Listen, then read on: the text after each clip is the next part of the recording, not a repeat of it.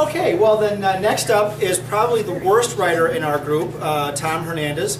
He's a pain in the ass, difficult, arrogant, pretentious, and but enjoys his own humor every now and then. So, my name is Tom Hernandez, and I have been writing, like Colleen and some others, as long as I can remember, and was a newspaper reporter for about 20 years, and have written just about everything: plays, poetry, essays.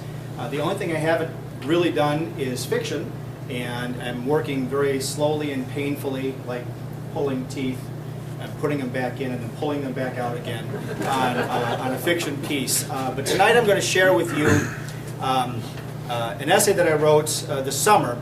It's called The Edge of Middle. I'll be 50 in January, which is young for some and old for others. And for my daughters are already measuring me for a box, but what do they know? But it kind of hit me. This, like yours here, all kind of came to me in a flash of light, and I put it down. So it's called The Edge of Middle, and there is some profanity. So if you're offended, leave now.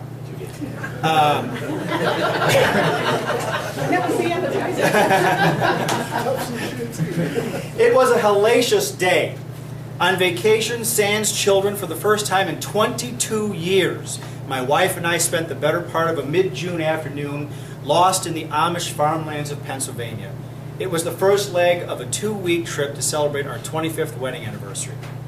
Not lost as in, I'm so glad we're here together, away from everything, lost, but lost as in me yelling, where the hell are we? This is not fun anymore. We've been driving around the countryside, visiting some beautiful covered bridges. But as we searched for the last two, something happened. We noticed that we kept passing the same buildings as if we were in the opening of an episode of the Flintstones. More unsettling, my wife, normally a human GPS, had no clue of our location. Of course, in hindsight, how could she have? Or how even to get us back to the highway? As we circled and circled and circled, I would have sworn that we'd entered some kind of Amish black hole. Nothing seemed to escape, not the surroundings, not time, not us. Even our smartphone said, hey, don't ask me, I'm not from here. The unnerving experience followed what will forever be known in the annals of Hernandez family history as the Travelodge incident. To spare the reader the full burden of our immense horror, I'll condense. The room that we booked in advance, which looked charming and delightful online, and most importantly met our budgetary criteria, in other words, it was cheap, met only one of those descriptions. Suffice to say, it wasn't either charming or delightful. I should have seen multiple flaming red flags vigorously waving when, as I waited to check in, the clerk failed miserably despite his valiant efforts to placate a heavily tattooed woman whose voice was every bit as loud as her overhanging abdomen was large. She screamed at the smallish man, "This ain't fucking finished!" I'm not sure which astounded me more, her language in front of a complete stranger, or that she spat such foulness so clearly through the 3 spikes in her lower lip without causing permanent dental damage. She nearly bowled me over as she swung her girth in my direction and pounded through the lobby door. I canceled our reservation, demanded a refund, and returned quickly to the car where my wife had been searching for a plan B.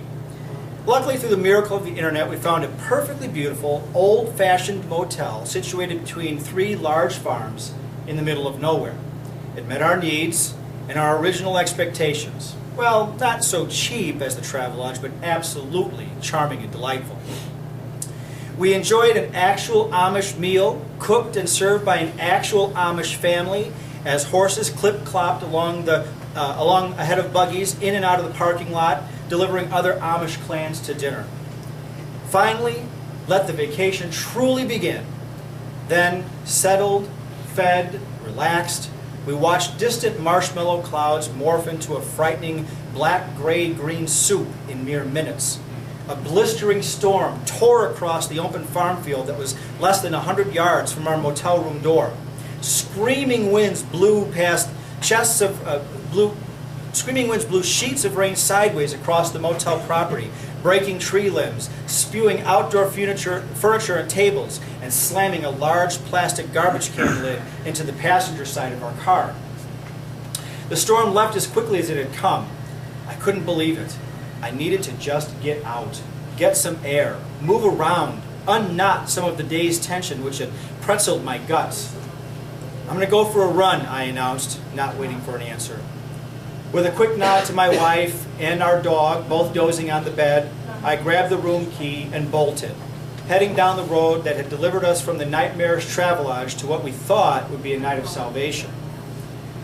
I'm used to having to share the road with cars when I exercise, but now I also had to dodge Amish buggies, more of them than cars, and the putrid piles of horse poop that dotted the road every few feet. I darted over the asphalt like a soldier running through a Vietnam minefield. Horse shit! The perfect metaphor for our trip up to that point. Strange as it may sound, I shared this story not to illustrate how bad things were, but rather to illuminate how good things are. At this exact moment, I teeter on the edge of middle age. 6 months from my 50th birthday, I'm peering down the other side of the hill of life, statistically speaking. According to the United States governmental data, the average white American male lives 76.7 years. Divided by thirds, therefore, middle age starts at 51.2 years. Many people arrive at this point in life and see acres of time strewn with weeds of lost opportunity, newfound aches and pain, fuzzy vision, buzzing ears, foggy memory, shifting waistlines, drooping appendages, and hair everywhere that it shouldn't be, cast gloomy shadows across their mental, emotional, and spiritual doorsteps. I'm no Pollyanna about any of this. Some might even say that I have perfected my own brand of spicy pessimism, seasoned with heavy doses of sarcasm and cynicism.